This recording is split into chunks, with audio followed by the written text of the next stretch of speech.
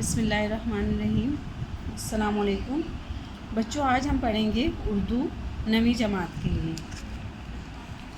آج کا سبق ہے ہمارا اخلاق نبوی صلی اللہ علیہ وآلہ وسلم، جس کا کو تحریر کیا ہے مولانا شبلی نعمانی، جن کی ولادت ہوئی 1857 اور وفات ہوئی 1914۔ محمد شبلی نام اور شمس العلماء خطاب تھا۔ نعمانی امام اعظم ابو حنیفہ نعمان بن ثابت کی سے عقیدت کی وجہ سے خود اضافہ کیا۔ والد کا نام شیخ حبیب اللہ تھا۔ اعظم گڑھ ہندوستان میں پیدا ہوئے۔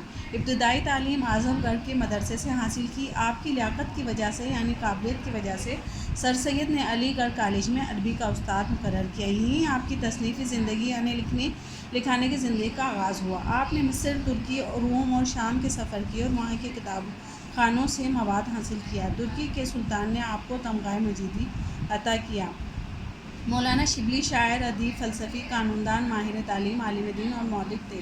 آپ کی تصانیف میں المامون، سیرت النعمان، الفاروق، الغزالی، سوانح مولانا روم، مقالات شبلی اور سیرت النبی صلی اللہ علیہ وسلم جیسی کتابیں شامل ہیں۔ اب ہم سبق کو پڑھیں گے اخلاق نبوی صلی اللہ علیہ وآلہ وسلم۔ حضرت خدیجۃ الکبریٰ رضی اللہ تعالیٰ عنہ، جو نبوت سے پہلے اور نبوت کے بعد 25 برس تک آپ صلی اللہ علیہ وسلم کی خدمت زوجیت میں رہیں، زمانہ آغاز وحی میں آپ صلی اللہ علیہ وسلم کو ان الفاظ میں تسلی دیتی تھی: خدا کی قسم، آپ کو خدا کبھی غمگین نہ کرے گا۔ حضرت خدیجہ رضی اللہ تعالیٰ عنہ، جو نبوت سے پہلے اور نبوت کے بعد تقریباً آپ صلی اللہ علیہ وسلم کی خدمت اقدس میں تقریباً 25 برس تک رہیں، آپ رضی اللہ تعالیٰ آپ صلی اللہ علیہ وسلم کی زوجہ محترمہ یعنی بیوی تھیں۔ زمانہ آغاز وحی میں آپ صلی اللہ علیہ وسلم کو ان الفاظ میں تسلی دیتی تھی کہ اللہ کی قسم، اللہ آپ کو کبھی غمگین نہ کرے گا۔ آپ صلی اللہ علیہ وسلم صلہ رحمی کرتے ہیں، مقروضوں کا بار اٹھاتے ہیں، غریبوں کی اعانت کرتے ہیں، مہمانوں کی ضیافت کرتے ہیں، حق کی حمایت کرتے ہیں، مصیبتوں میں لوگوں کے کام آتے ہیں۔ آپ صلی اللہ علیہ وسلم رحم دل ہیں، مقروضوں کا بار اٹھاتے ہیں، وزن اٹھاتے ہیں، غریبوں کی مدد کرتے ہیں، مہمان نوازی کرتے ہیں، حق کی حمایت کرتے ہیں، مصیبتوں میں لوگوں کے کام آتے ہیں۔ امہات المومنین حضرت عائشہ رضی اللہ تعالیٰ عنہ سے بڑھ کر کسی نے آپ صلی اللہ علیہ وسلم کی اوصاف تفصیل سے بیان نہیں کیے۔ فرماتی ہیں حضرت صلی اللہ علیہ وسلم کی عادت کسی کو برا بھلا کہنے کی نہ تھی، برائی کے بدلے میں برائی نہیں کرتے بلکہ درگزر اور معاف کرتے تھے۔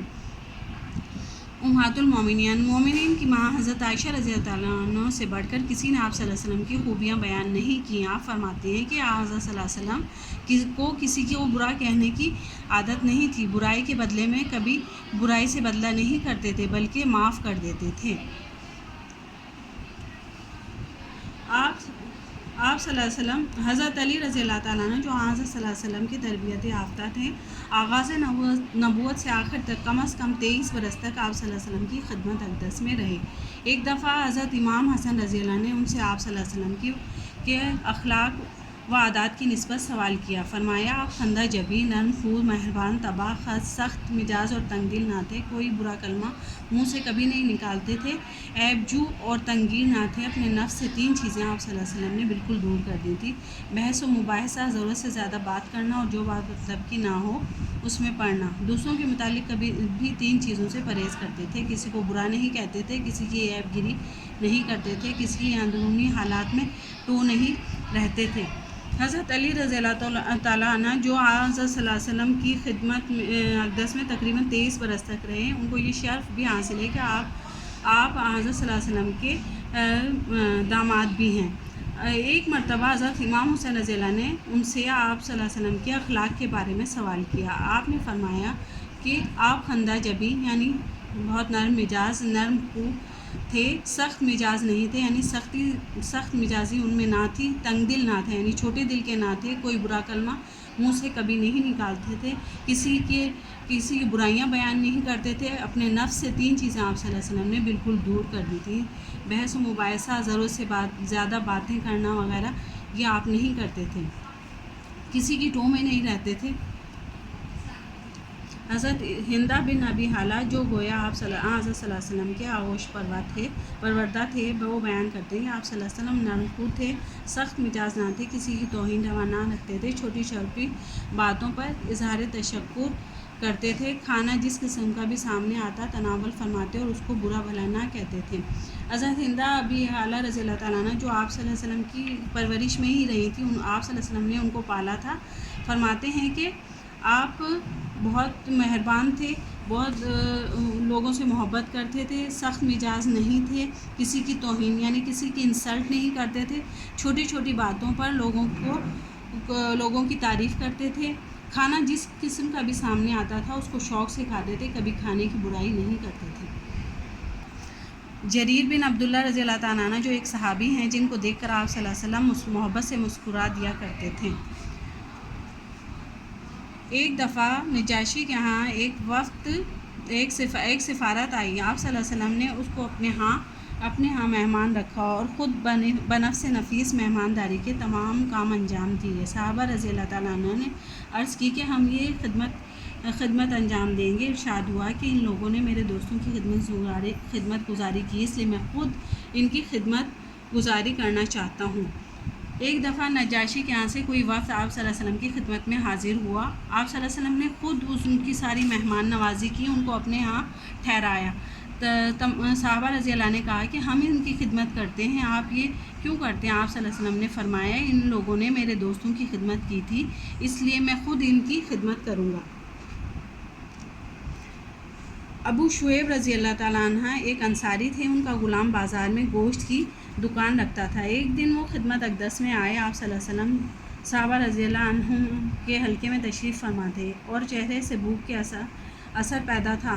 ابو شعیب رضی اللہ نے جا کر غلام سے کہا کہ آپ 5 آدمیوں کا کھانا تیار کرو. کھانا تیار ہو چکا تو حضرت صلی اللہ علیہ وسلم سے درخواست کی کہ صحابہ رضی اللہ تعالیٰ عنہم کے ساتھ قدم رنجہ فرمائیں. کل 5 آدمی تھے، راہ میں ایک شخص اور ساتھ ہو لیا. حضرت صلی اللہ علیہ وسلم نے ابو شعیب رضی اللہ تعالیٰ عنہ سے کہا یہ بے کہے ساتھ ہو لیا ہے، تم اجازت دو تو یہ بھی ساتھ آئے ورنہ رخصت کر دیا جائے. انہوں نے کہا آپ صلی اللہ علیہ وسلم ان کو بھی ساتھ لے آئیں.